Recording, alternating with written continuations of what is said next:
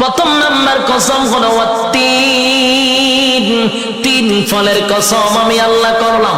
ওয়াজাইতুন, আল্লাহ বলেন জাইতুন ফলের কসম আমি করলাম।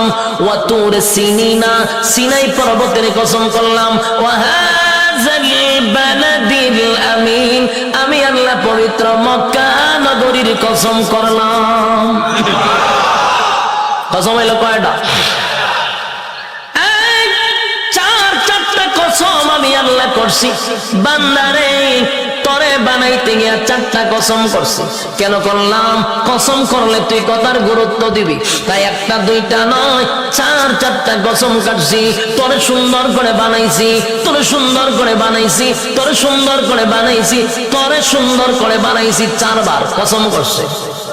চারবার কসম করে আল্লাহ বলেন লাকাদ খালাকনাল ইনসানা ফি আহসানি তাকওয়িম।